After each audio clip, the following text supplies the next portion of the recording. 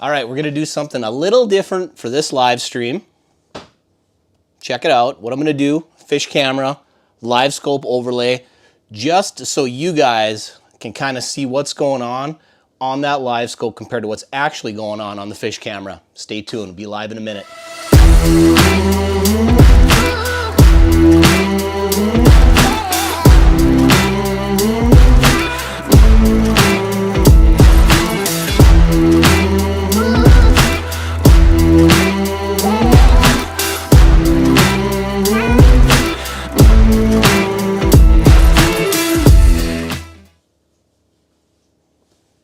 All right, so here is the setup. It's New Year's and I'm in a wheelhouse, something I don't do very often.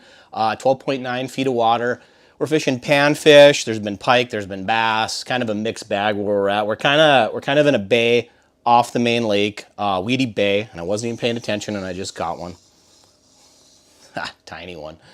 Anyway, in a bay off the main lake, lot surrounded by weeds. As you can see, I will pop up the fish camera here in a second. I lost my light, so the fish camera is not as good as it was, but let me pop this up. You can see the gills sitting down there, and as we go here, you're gonna see there's gonna be gills, there's gonna be crappies, there's going to be pike, there's probably gonna be some bass.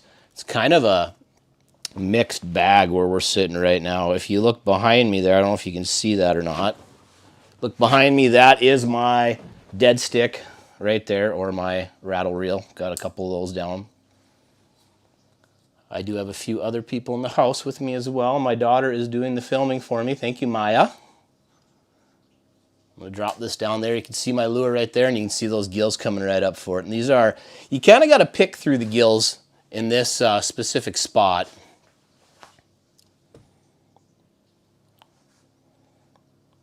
So what I have on right now is, there's one there. I have the Frosty spoon on right now, and the reason I have switched to the Frosty spoon is it tends to, well, except for the last two fish, it tends to weed out the smaller gills. We were getting a ton of smaller gills with the tungsten toad on, so I kind of upped it a little bit to that Frosty spoon, and that seemed to put some bigger fish on the ice. So my two go-tos for pan fishing, obviously Frosty spoon, tungsten toad. I'm going to tip those with spikes, wax worms, minnow head, full minnow, anything like that. On my set lines, as you know, if you can see that or not back there, but on my set line, as you can see, I generally always use a Frosty spoon on any type of rattle reel set line. If I'm going to do tip-ups outside the shack for smaller fish, I generally we'll use that Frosty spoon. Let me get back to the fish camera there for you.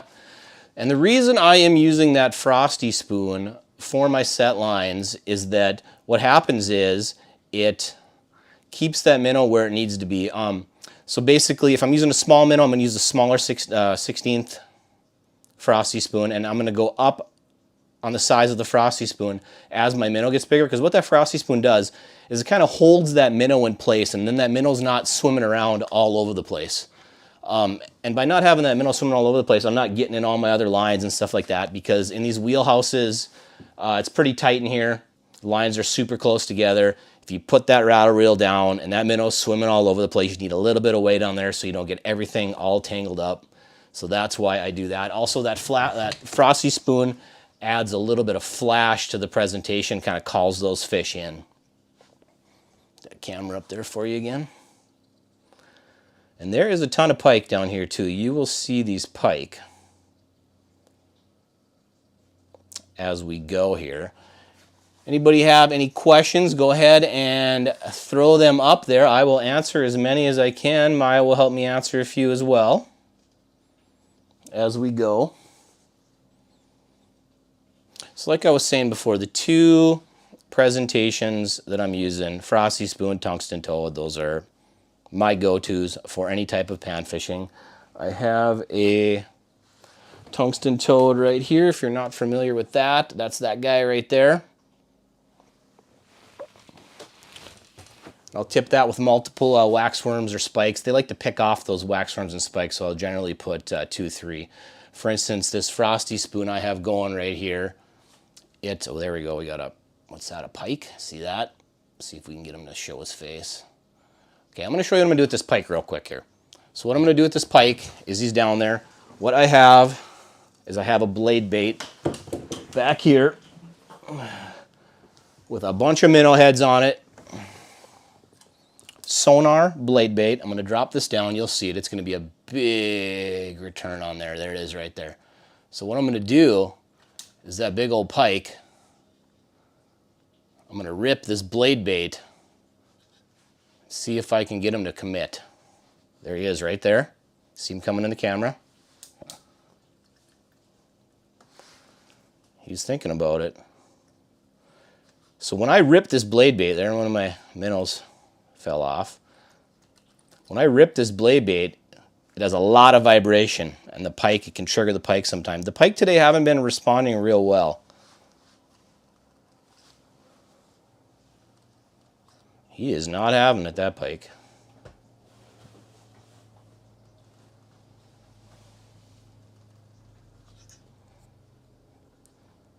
See, he's just not even engaging with it, actually.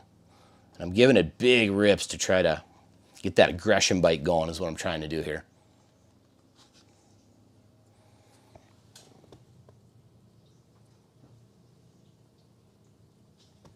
Hey Trey, what's up, man? I'm using a 16th ounce frosty spoon is what I'm using right now, tipped with 3/4 spikes.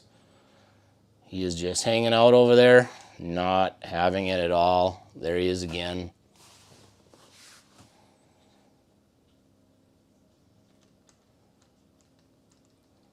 Nope.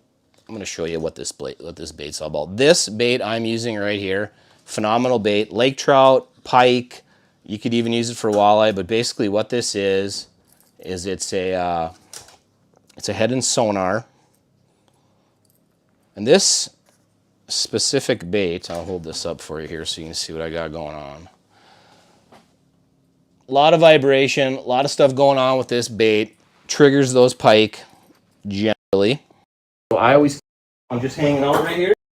Just come in, frosty spoon back down. I'm going to put another spike on there. Right to the camera. Pike's still hanging out back there. I'll post the video later, but I did have a pike come in a little while ago. And my minnow fell off, and he went down and plucked the minnow off the bottom. So these pike in this specific lake 100% know what lures are. Let's talk about this ice shack. Jeremy, icefishminnesota.com, has hooked me up with this ice shack to fish in for New Year's. Thank you, Jeremy. If you are interested in renting one of Jeremy's shacks, I will pop up his info right there. And I'm going to tell you, it's clean, generator, propane, full, and it is nice. It is a very, very nice shack. He's got a ton of these shacks. You should actually go check out other videos on YouTube. There's a few other guys that have done videos on Jeremy shacks, and he has got some wild shacks. And when I say wild, you won't even believe it when you see it. Fishing More is one of them. He did some videos. If you go to his page, you can see this specific shack that Jeremy has, icefishminnesota.com, and it is wild. It has multiple TV screens, multiple live scopes, multiple aqua views. It's got all kinds of stuff going on. He actually rents that. And I was talking to him, and he said that he's in the process of trying to build a couple more of those shacks. Trust me, you go to YouTube and you check out that shack icefishminnesota.com has, and you will not believe this. You're not going to believe this fish house. It has got more inches of TV than my house. It is absolutely unbelievable. It is definitely worth checking out for sure.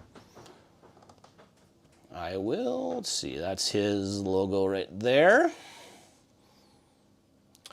If you're looking for something to rent, and I'm not sure how far he goes or where he rents. I'm in the Brainerd Lakes area right now, and I think he does the lakes in this area with his shacks. He's a super nice guy. Give him a call. He can tell you anything you might want to know about his shacks. He's got several of them. Ice castles like this one, and also those I'm pretty sure those are homemade, the ones, the crazy ones with all the TVs. I think he said he's making those himself. I could be wrong on that, but you know what? Give him a call and check it out. It is really something.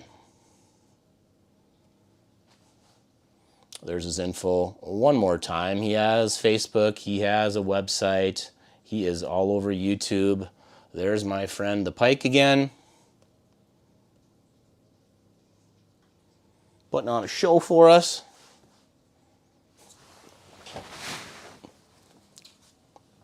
See if we can get him to respond here, maybe.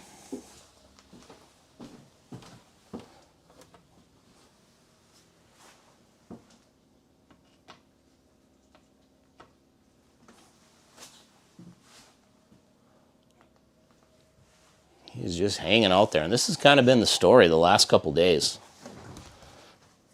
with these pike.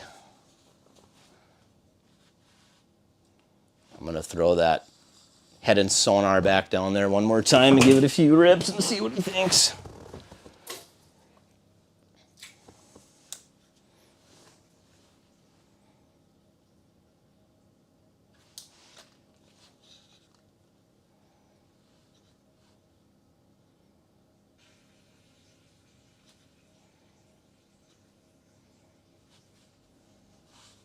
Just not having it, that guy. Can't even get him to turn.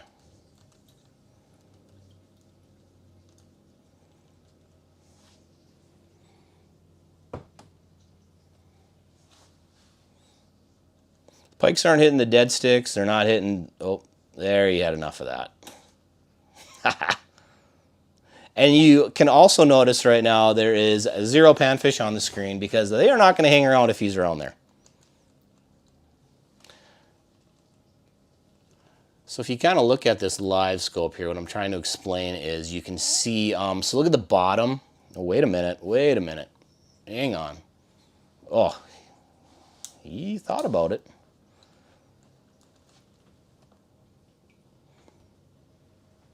So if you look at the bottom, we got a lot of coontail on the bottom here, soft muddy bottom. That is what the soft muddy bottom looks on the live scope. You can kind of see how the bottom is really irregular, stuff sticking up all over. That's that coontail that's still down there. It's not really deteriorating yet. Everything is in really good shape down there, so all these fish are still kind of hanging out in the weed areas. Later in the winter, as that coontail starts to rot, what'll happen is the oxygen will get low in the shallow areas and these fish will start to move out deeper. But as for right now, the edge of all these weed lines, like I said, 12.9 feet of water, there is tons of fish, mixed bag. If we could get this pike out of here, we would have more panfish come in, but he seems to want to hang out with us.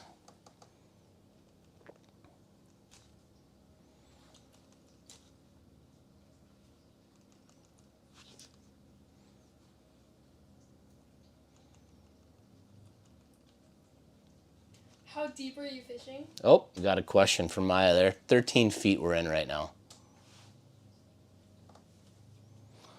Let me scroll here and see what we got. Who do we got on here? We got a lot of comments. Brian, hey Brian.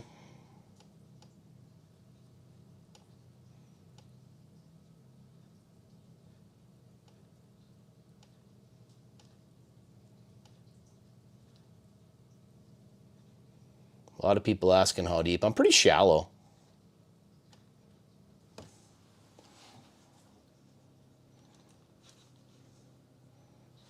We're going to ditch this sonar because he is not having it at all. I'm going to go back with the frog. You know what? Let's put a tungsten toad down, wherever that might be, just so you can see what kind of action that tungsten toad has compared to the frosty spoon. Tungsten, big deal lately. We have 2 new sizes, 2 larger sizes of tungsten that we came out last year, which is super sweet because now you can put a larger minnow on them and use them for bigger fish.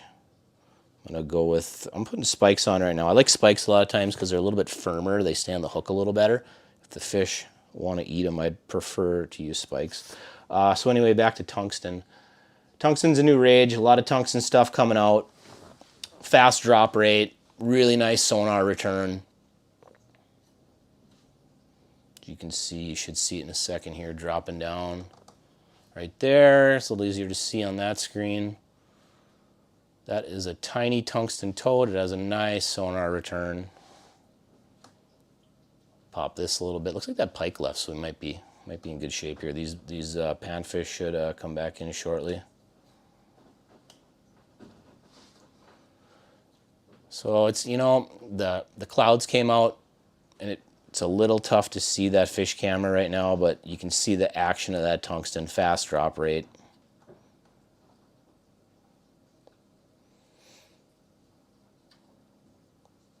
I would say whenever I start pan fishing on a new spot, I will always start with the tungsten toad, and I will see how the fish are reacting, and then I'll go up from there. I might go to a small quiver spoon, might go to a frosty spoon. See, and look at there, right there. What happened was, the second that pike left, the gills will start to come in.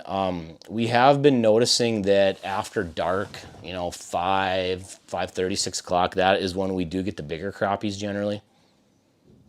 We have to sort, this specific spot, we have to sort through a lot of little fish.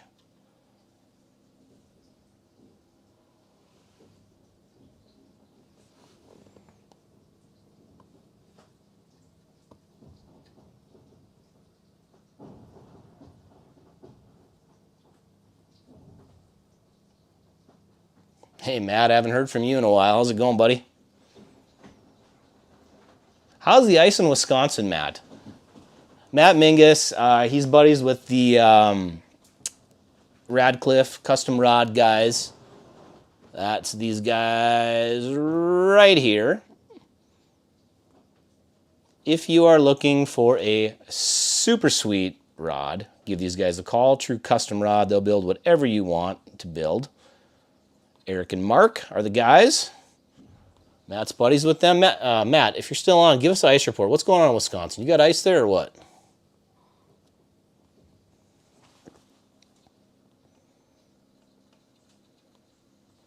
And you'll see as the sun goes down here, the panfish will there'll be more and more.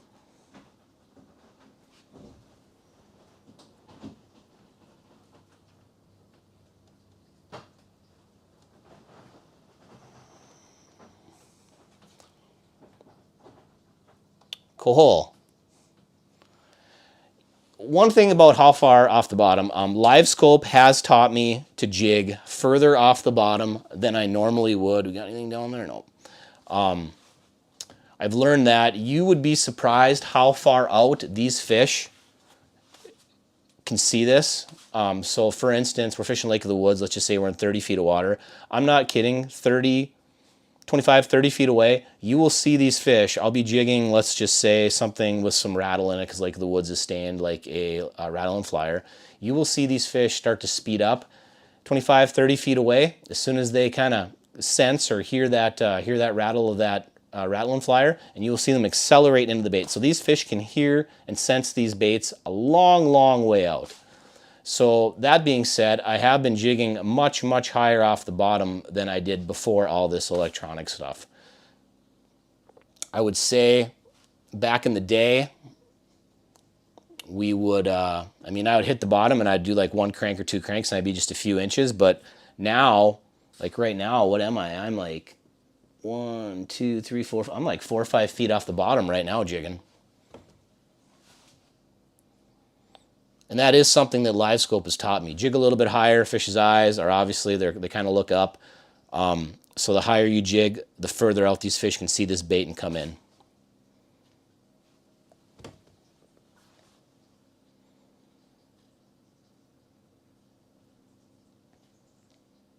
The biggest thing with this live sonar is just the fish behavior. It has taught me.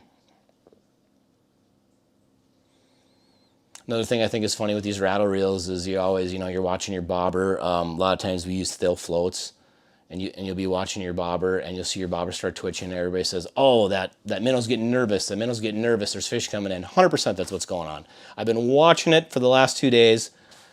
You can see that minnow, and you'll see. Oh, the screen's off, but the minnow will start kicking as soon as the fish comes in, and they definitely, those minnows can definitely tell when there's something coming in.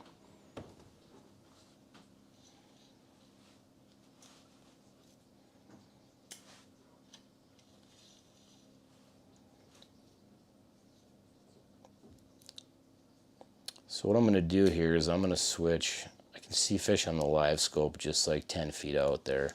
I'm going to switch back to the, there's one there actually. Switch back to that frosty spoon because it's got a little more flash to it.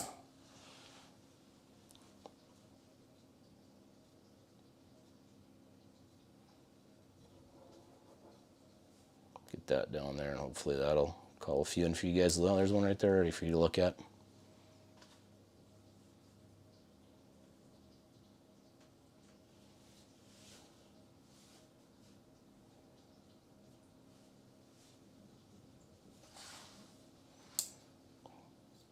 There we go. There, now I'm back on the screen there. All right. Be kind of subtle with it. These panfish have been kind of running if I get too aggressive with the jigging. A lot of times on these lives, I tend not to pay attention. My jigging gets a little bit wild.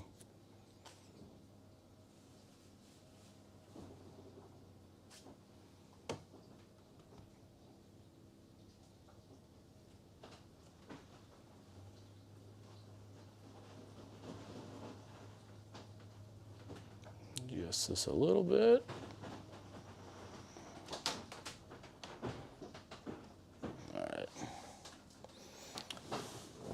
All right, go ahead and fire away with questions, guys. Oh, hey, Finny. That's my son there.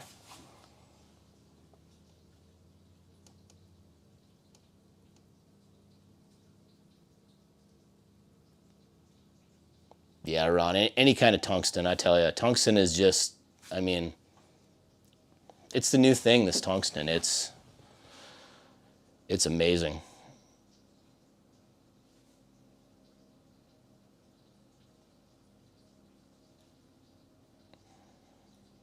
I'd imagine the pike is gone, so in a minute here we'll have some more gills coming through.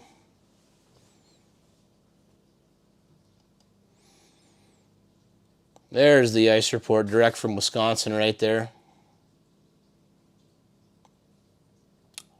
4 to 9, depending on where you're at, Matt says. The ice has really taken a beating the last week with the warm weather. The lake we're on right now, there is 0 snow on the ice. It is very slippery, and we have just over a foot in this specific spot we're in right now. But you know what, guys? Use extreme caution when you're going out. There's a lot of people putting vehicles through. No ice is safe ice. You really, really need to be careful.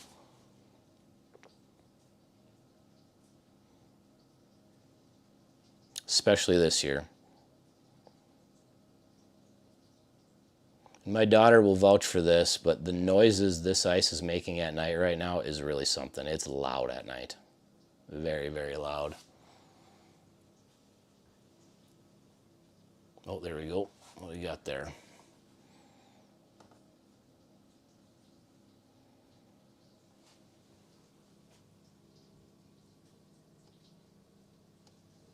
Brainerd Lakes area. That's where I'm hanging out this week, in a wheelhouse. The wheelhouse. isoda.com. Check them. Check all the crazy screen wheel. I wish I know what we called that, but need to check out the one with all the screens. It's unbelievable.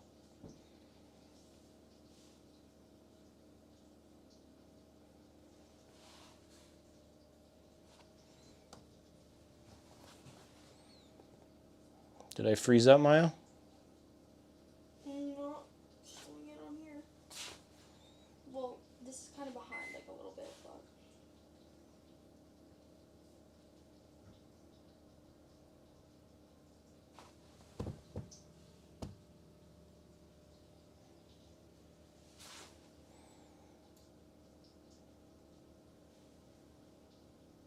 Hopefully the feed will come back here in a second. Just bear with me, guys.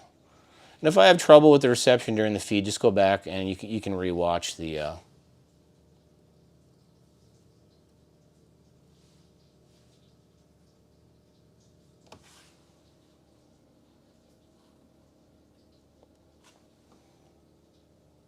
think we might have froze. Is it freezing up? Yeah. Sir. Like the comments are late. Like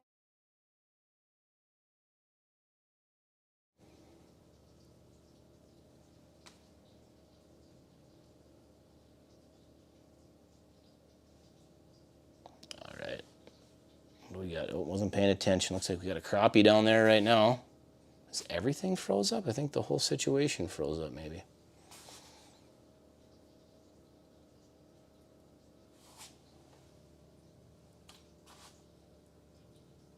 Yeah, you're not kidding, Brian. Wouldn't it be sweet if you could overlay that live scope on your AquaView like that, just like right whenever you wanted to? That would be super sweet.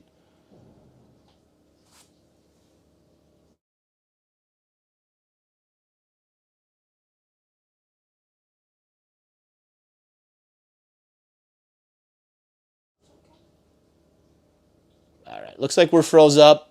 So I'm going to go ahead and log off, guys. Thanks for watching. Stay tuned for the next live. If you're out on the ice, you have any questions, go ahead. Shoot me any questions you might have. I'll go ahead and answer them for you.